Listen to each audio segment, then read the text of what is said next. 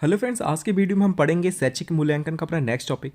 हमने मूल्यांकन के बारे में पढ़ लिया था, मापन के बारे में पढ़ लिया था, आवश्यकताएं विशेषताएं उनकी पढ़ ली थी, उनके अंतर पढ़ लिए थे। ठीक है कि उनके बीच में क्या डिफरेंसेस हैं। ठीक है, तो ये सारी चीज़ हमने पढ़ ली थी। आज हम पढ़ेंगे मूल्यांकन के प्रकार। ठीक है कि मूल्यांकन कितने प्रकार के होते हैं। तो मूल्यांकन को आप देखेंगे तो कई जगह पर कई तरीके से बांटा गया है। ठीक है, लेकिन आज हम जो मूल्यांकन के प्रकार पढ़ेंगे वो 4 प्रकार हैं। पहला है योगात्मक मूल्यांकन, दूसरा है रूपात्मक या संरचनात्मक मूल्यांकन, थर्ड टाइप है आपका सतत मूल्यांकन और फोर्थ है आपका व्यापक मूल्यांकन। ठीक है, तो मूल्यांकन के 4 टाइप हैं, चारों के बारे में हम पढ़ेंगे एक एक करके। तो सबसे पहला जो आपका मूल्यांकन का टाइप है वो है योगात्मक मूल्यांकन।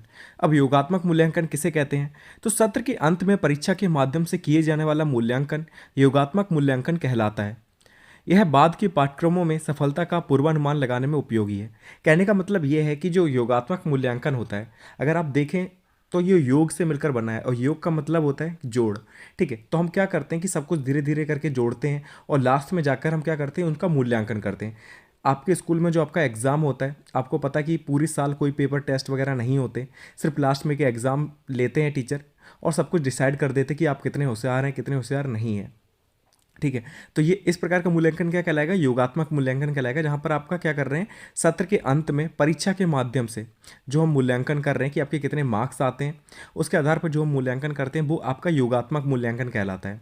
ठीक है, और ये अच्छा नहीं माना जाता। अच्छा इसलिए नहीं माना जाता कि मान लीजिए आप पूरी साल अच्छे से पढ़ते रहे, लास्ट के टाइम आपकी तबीयत खराब हो गई, आप अच्छे मार्क्स नहीं ला पाए, तो हम ये नहीं कह सकते कि आप होशियार नहीं हैं पढ़ने में। ठीक है, आप अच्छे नहीं हैं या आपने कभी मेहनत नहीं की।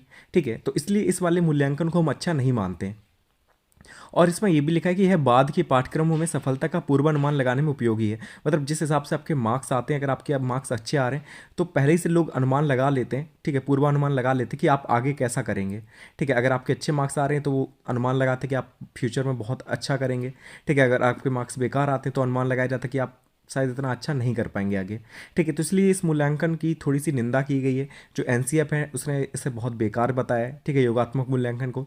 दूसरा आपका जो मूल्यांकन का टाइप है वो है रूपात्मक या संरचनात्मक मूल्यांकन। अब ये मूल्यांकन कौन सा है? तो ऐसा मूल्यांकन जो शिक्षक पढ़ाते पढ़ाते करते हैं। ठीक है, जैसे टीचर आपको पढ़ा रहा है कोई टॉपिक और बीच बीच में आपको क्वेश्चन कर लेता है। ठीक है, आपसे कुछ ना कुछ पूछ लेता है या बता देता है। तो जब पढ़ाते पढ़ाते जो मूल्यांकन किया जाता है उसे हम लोग रूपात्मक मूल्यांकन या संरचनात्मक मूल्यांकन कहते हैं। जब शिक्षक पढ़ा रहा हो तब वह जो मूल्यांकन करे वह रूपात्मक या संरचनात्मक मूल्यांकन कहलाता है। देखिए, मूल्यांकन टॉपिक इसलिए इंपॉर्टेंट है क्योंकि यह आपको सीटेट में देखने को मिलेगा। सीटेट की जब आप तैयारी करेंगे तो आप इसमें योगात्मक मूल्यांकन भी देखेंगे, रूपात्मक संरचनात्मक भी देखेंगे, सतत भी देखेंगे और व्यापक भी देखेंगे। क्योंकि इसमें क्या है कि 4 ऑप्शन आपको देखने को मिलेंगे। ठीक है, ऐसा कुछ लिखा होगा कि कोई लड़की है जो खाना बनाते समय बार बार खाने को चख रही है कि वो कैसा बना है, तो ये किस प्रकार का मूल्यांकन है। ठीक है, ऐसे करके 4 ऑप्शन आपको देखने को मिलते हैं, तो आपको उसमें बताना है कि अधिगम के लिए मूल्यांकन है, अधिगम का मूल्यांकन है। ठीक है, तो ये रूपात्मक या संरचनात्मक दिखेगा क्योंकि आप इसमें सुधार करने के लिए वो खाने को चख रही है। ठीक है, क्योंकि जब किसी का उद्देश्य अपनी चीज़ में सुधार करना होता है। ठीक है, अब यहाँ पे टीचर क्या पढ़ाते पढ़ाते मूल्यांकन कर रहा है ताकि अगर उसे उसी टाइम अगर समझ में आ गया कि बच्चे को क्लियर नहीं हो रही चीज़ें, तो क्या करेगा, थोड़ी सी अपने में सुधार करेगा कि कैसे हम बच्चे को समझा सकते हैं। तो इस प्रकार का जो मूल्यांकन होता है वो संरचनात्मक या रूपात्मक मूल्यांकन कहलाता है।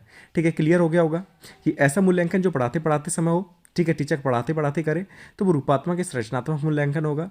योगात्मक कौन सा होगा? जो बिल्कुल लास्ट में किया जाता है, सत्र के अंत में जब हमने सब कुछ पढ़ा दिया है उसके बाद हम जो मूल्यांकन करते हैं वो आपका योगात्मक मूल्यांकन कहलाता है। फिर आता है तीसरा टाइप मूल्यांकन का, वो है सतत मूल्यांकन। अब सतत मूल्यांकन का मतलब क्या होता है? तो सतत का जो सतत है ना, सतत शब्द का मतलब होता है लगातार।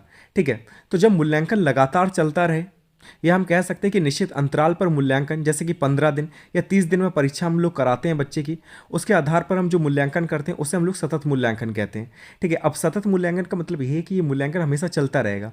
ठीक है, 10 दिन के गैप में, 15 दिन के गैप में, 30 दिन के गैप में हम क्या करते हैं, छोटे छोटे टेस्ट ले लेते हैं बच्चों के।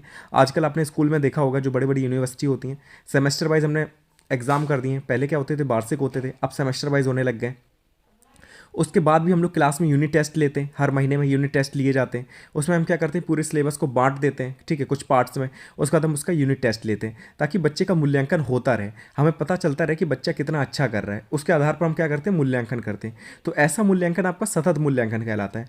जब मूल्यांकन लगातार चलता रहे या निश्चित अंतराल पर मूल्यांकन, जैसे 15 दिन या 30 दिन में परीक्षा, क्योंकि बच्चा अचानक से परीक्षा लेने से डर जाता है। सतत मूल्यांकन से बच्चे का शैक्षिक विकास अच्छा होता है। ठीक है, जब मूल्यांकन चलता रहता है तो क्या होता है कि जो बच्चे का शैक्षिक विकास है वो अच्छे से होता है। आपको पता होता है कि बच्चे को कहाँ पर दिक्कतें हो रही हैं, किस सब्जेक्ट में वीक है, तो आप उसकी एक्स्ट्रा क्लास लगवा सकते हैं। ठीक है, अगर आप अचानक से परीक्षा लेते हैं, जैसे योगात्मक मूल्यांकन में होती है कि लास्ट में आपने सीधा एग्जाम ले लिया और बच्चा पहले कभी एग्जाम उसने दिए नहीं, उसकी इतनी अच्छी तैयारी नहीं, तो वो डर जाएगा और इतने अच्छे मार्क्स नहीं ला पाएगा। इसलिए सतत मूल्यांकन को सबसे अच्छा मूल्यांकन कहा गया है और एनसीएफ ने भी इसकी प्रशंसा की है सतत मूल्यांकन की, यही मूल्यांकन चलना चाहिए विद्यालयों में। ठीक है, तो तीनों मूल्यांकन के टाइप हमने देख लिए। अब फोर्थ जो मूल्यांकन का टाइप है वो है व्यापक मूल्यांकन। ठीक है, अब ये व्यापक मूल्यांकन किसे कहते हैं? तो व्यक्ति के व्यक्तित्व के सभी पक्षों का मूल्यांकन करना ही व्यापक मूल्यांकन कहलाता है। ठीक है, व्यापक मूल्यांकन से मतलब देखिए, व्यापक मतलब होता है बहुत बड़ा। ठीक है, जिसमें हम हर चीज़ इंक्लूड कर लें। अब क्या कि जब हम सतत मूल्यांकन करते हैं या और कोई टाइप का मूल्यांकन करते हैं तो हम सिर्फ बच्चे की ग्रेड देखते हैं। ठीक है, मार्क्स देखते हैं कि वो कितना अच्छा है पढ़ने में, ठीक है, कितना अच्छा नहीं है, वो चीज़ें समझ पा रहा है नहीं समझ पा रहा है। लेकिन व्यापक में क्या, हम उसके हर पक्ष को देखते हैं, शारीरिक पक्ष भी देखते हैं, मानसिक पक्ष भी देखते हैं, ठीक है, भावात्मक पक्ष भी देखते हैं। जब सभी पक्षों का मूल्यांकन किया जाए तो ऐसा मूल्यांकन क्या कहलाता है? व्यापक मूल्यांकन कहलाता है। यह बच्चों के समस्त कौशलों गुणों के विकास से संबंधित है, जिसमें शारीरिक, मानसिक, सामाजिक, नैतिक विकास भी सम्मिलित है। ठीक है, इसमें हम हर चीज़ देखते हैं। जैसे कि क्या कि अभी जो 10th क्लास में सीबीएसई बोर्ड में क्या था, ग्रेड मिलने लग गई थी। ठीक है, 6.8 है, 5.8 है या 10 है, ठीक है, ऐसे करके ग्रेड मिलने लगी। तो ग्रेडिंग सिस्टम में क्या था, जिसमें आपको सीजीपीए मिलता था, तो उसमें ऐसा था कि हर चीज़ की ग्रेड दी जाती थी कि आप म्यूज़िक में कैसे हैं तो उसकी ए ग्रेड है या बी ग्रेड जो भी है। ठीक है, गार्डनिंग में कैसे, तो हर चीज़ की ग्रेड दी जा रही थी। तो वो कहलाता है आपका व्यापक मूल्यांकन, जिसमें हम हर चीज़ देखते हैं। ठीक है, व्यक्ति के व्यक्तित्व की हर चीज़ देखते हैं कि वो कैसा है, सिर्फ पढ़ाई में कैसा है ये नहीं देखते हम, हर चीज़ देखते हैं। ठीक है, तो ऐसा मूल्यांकन व्यापक मूल्यांकन कहलाता है, जहाँ पर व्यक्ति के व्यक्तित्व के सभी पक्षों का मूल्यांकन होता है। ठीक है, तो मूल्यांकन के 4 टाइप थे, हमने चारों देख लिए। तो इस वीडियो में हम इतना ही पढ़ेंगे। नेक्स्ट वीडियो मैं बहुत जल्दी लेके आ जाऊंगा, हो सकता है रात तक मैं उसे भी अपलोड कर दूं। ठीक है, तो उस वीडियो में हम देखेंगे सतत एवं व्यापक मूल्यांकन के बारे में, उसकी विशेषताएं देखेंगे, आवश्यकता देखेंगे। ठीक है, और क्या उसकी ज़रूरत है, ये सारी चीज़ें हम देख लेंगे उस वीडियो में।